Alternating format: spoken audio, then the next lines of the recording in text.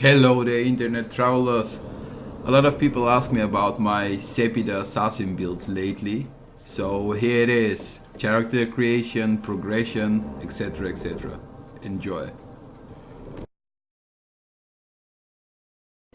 The race of choice is any undead. You can start with Feign for Time Warp and Ingenious. Time Warp is pretty OP. Or you can start with any undead race of your desire. I like elves, just because I have something with elves. The talent you start with is Lone Wolf. It enables you to play solo the game. It gives you max AP, vitality, physical armor, magical armor, and double the attributes invested. It will make a walking fortress, and you will hit really hard with this one. Attributes you divide between finesse and wits. Finesse is your damage attribute, and wits, well, it gives you initiative, which is really important. You start first in combat, and you can detect traps and hidden treasures. Not too shabby. Abilities: Scoundrel and Thievery. 1 point in Thievery is really essential at the beginning of the game. You don't need lockpicks as undead. You can use your bony fingers, and there are some hefty treasures to be found.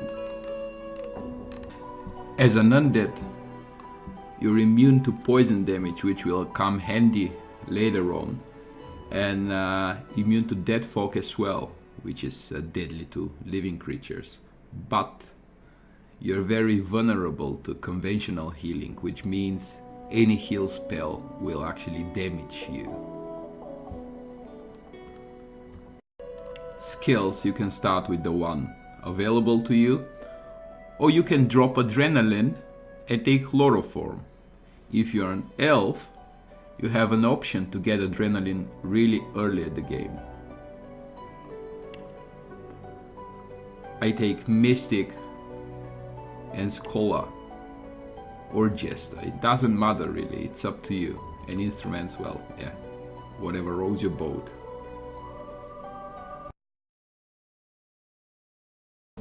As the game progresses and you level up, try to put points in finesse and wits only.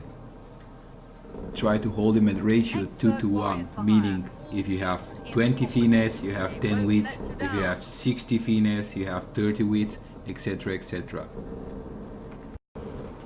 Put points in other attributes only to ensure you can wear armors you can find. Seppy the Assassin is master of tactical combat and movement on a battlefield. That's why when you level up, you'll put a lot of points in different trees just to get bonuses and low level spells.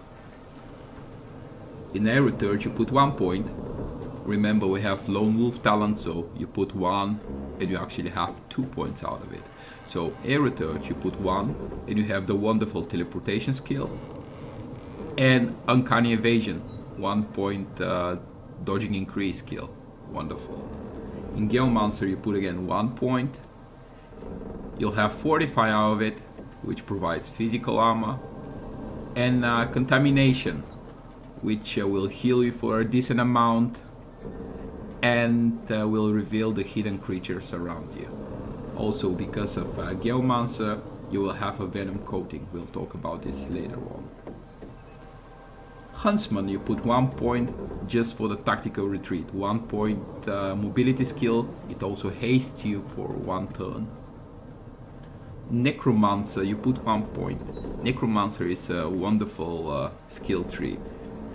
It gives you access to Bone Cage, which will provide physical armor and additional physical armor if there are corpses around you, and will also heal you for the amount of the damage dealt to the vitality of the target. 1 point of Polymorph just to get Chameleon Cloak. Scoundrel, that's your main skill tree, you put here a lot. And Warfare, you put again 1 point. Here I put more just to test how much the damage is increased by the physical damage bonuses. Warfare you need for Phoenix Dive, which is again mobility skill, and couple of attacks. When it comes to damage, offense is your greater defense. You need to kill targets and do it before they hit you. So that's why high finesse is important. You start first in combat. And that's why damage is your main stat. Damage is your main value. You pump dual wield as fast as possible. It gives you roll damage and dodging, which is your only defense against physical armor attacks. Also, you can check the skills I'm using for attacks. First is a backlash. It requires a dagger. You're a dagger person, obviously. It's only 1 point and makes you position behind the target. Wonderful skill. Rupture tendons. It deals decent damage. It requires Condrel, but then it leaves a debuff on the target. When they move, they take piercing damage, which ignore all the armors. Wonderful skill, really tactical one. Sawtooth knife. It deals piercing damage only, so a lot of times you can actually one-shot targets through armor with this one.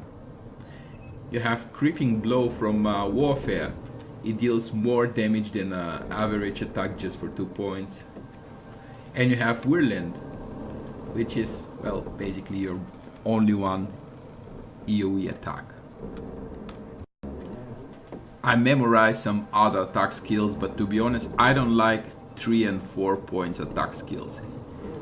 They don't deal more damage, they just give you option, and when you play solo, you don't need to control the targets, you need to kill them as fast as possible. Of course they have their applications, but stick with the 2 pointers.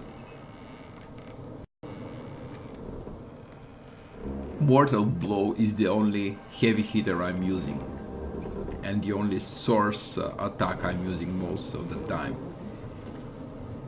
The combo with it is like you pump your damage with Venom Coating, which is basically doubling your damage attack. You go stealth with Chameleon and backstab with Mortal Blow. Most of the time it is enough to one-shot hard mobs or bosses, or at least give them hell of attack.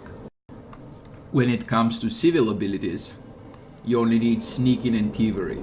Unfortunately, playing solo cuts you from some persuasion and bartering options, but whatever you cannot talk about it, you can steal it. Try to keep Sneaking and Thievery at the same level, Thievery being a little bit more important. About talents, here got interesting one. All skilled up, 1 extra combat ability, 1 civil ability. Remember this, 1 point at combat abilities actually gives you 2 because of Lone Wolf. Bigger and Better grants you 2 extra attributes points, which is basically 4 because of Lone Wolf. Corpse Eater, that's your default elf talent.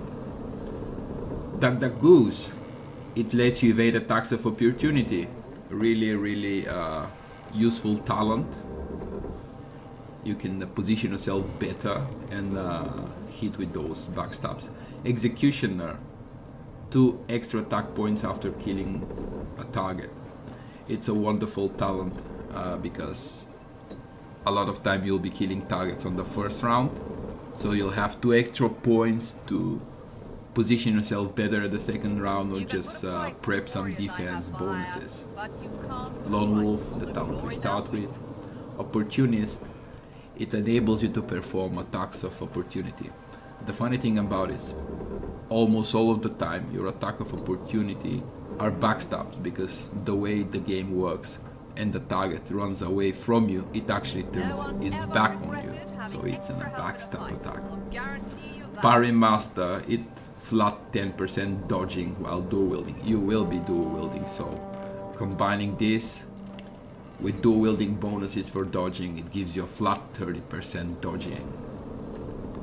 Undead, self-explain, you heal from poison, but normal healing will damage you. And this is basically vanity talent I got from a quest.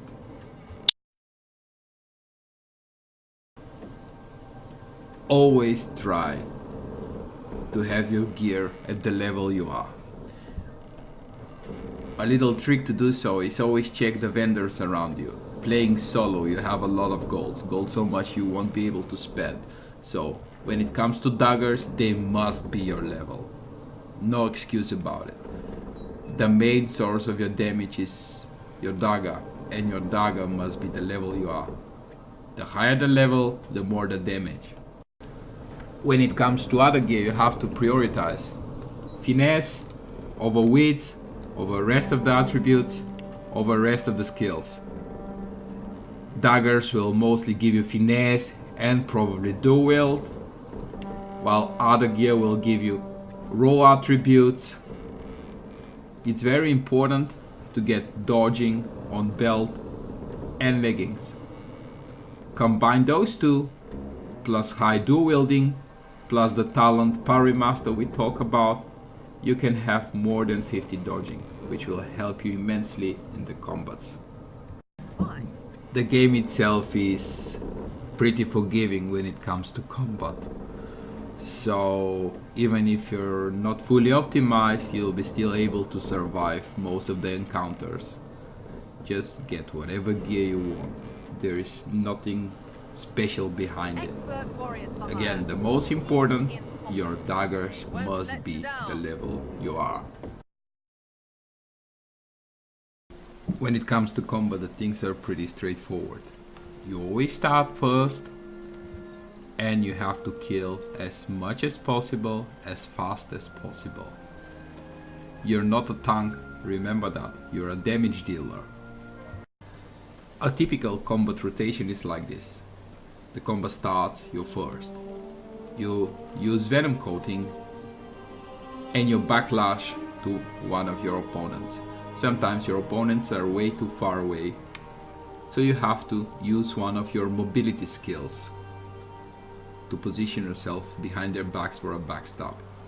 Ideal option is tactical retreat because it also hastes you for one turn. Don't use venom coating against undead enemies because it will also heal them. Sometimes your target have their back on a wall, so you cannot move to backstab. That's where teleportation comes handy. You teleport your target so their backs is to your face and next to you. In this situation, you won't waste action points to move to your target, and you basically deliver your target next to your backstab. If you don't want to reset the fight and the whole fight is going south, don't be afraid to use your Dome of Protection.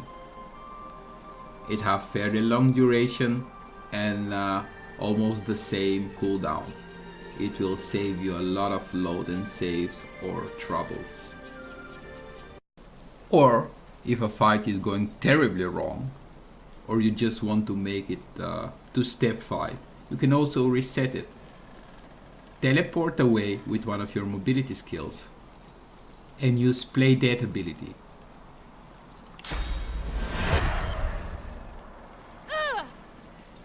It will stop the combat and your enemies will move to their initial positions. That way you can just move away and stealth. But remember, your main goal is to do as much damage on the first round, so the fight itself gets easier and easier the more you progress. For better visualization, you can also check some of the combat videos on my channel, where I basically kill stuff. So that's it.